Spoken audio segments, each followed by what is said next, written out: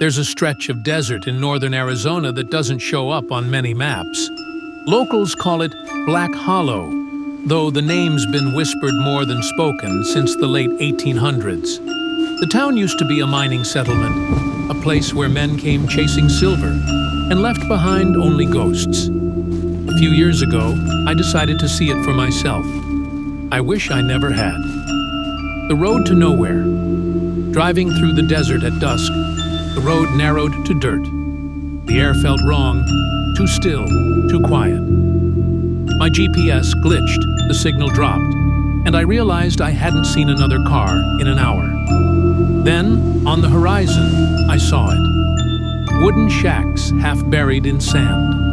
A rusted sign swinging in the wind. Welcome to Black Hollow. Population crossed out. The dead town.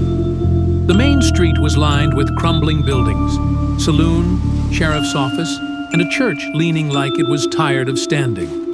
Everything was frozen in time. I walked through the saloon doors. They still creaked. Inside, glasses sat on dusty tables, as if the men who left them never came back. But there were footprints in the dust, fresh ones, boot prints, leading toward the piano. The piano song. The piano was old, half-rotten, keys missing.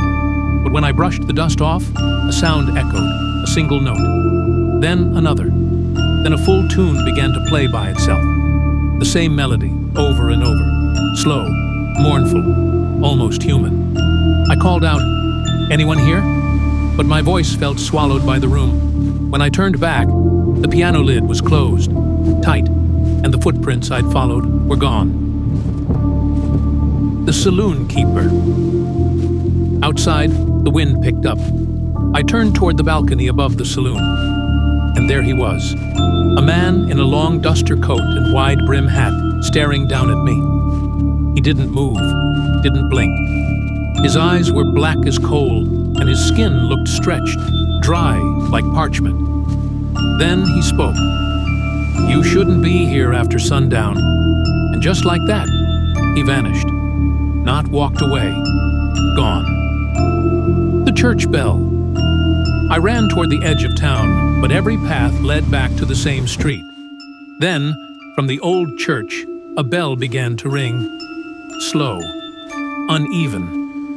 But when I looked up at the steeple, there was no bell, only a rope swinging in midair. Inside, the pews were covered in ash. The pulpit was burned black and scratched into the wall behind it.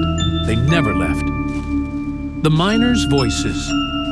The air grew heavy, metallic, like blood. I followed a path behind the church that led to the old mine entrance. Lanterns hung from posts, still burning with a faint orange glow.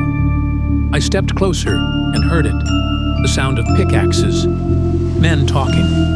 But when I looked down into the shaft, there was only sand.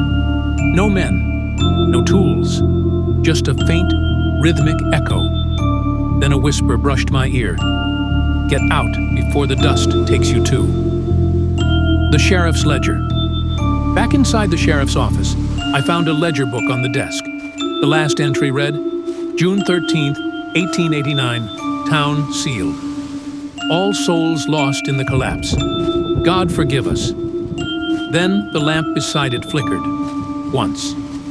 And the same man from the balcony appeared again, standing in the doorway. But this time, he wasn't alone. Behind him stood dozens of faces, gray and hollow-eyed, miners, women, children, all staring at me. They didn't move, they just watched, as the saloon song began to play again. The dust storm, I ran. The sky turned red. Wind howled through the buildings, sand swirling like fire. Voices screamed from every direction, "Stay! Stay with us!" I jumped into my truck, slammed the door, hit the gas, but the wheels spun in place. Something was pulling me back, like the town itself didn't want to let me go. Then, through the storm, I saw them. Dozens of figures walking toward me, eyes glowing faint white. I closed my eyes and floored it. The return. I woke up in daylight, 10 miles from where the town should have been. I checked my phone. GPS showed nothing but empty desert. No sign of Black Hollow ever existing. But on my passenger seat lay a small rusted sheriff's badge and the faint sound of a piano somewhere far behind me.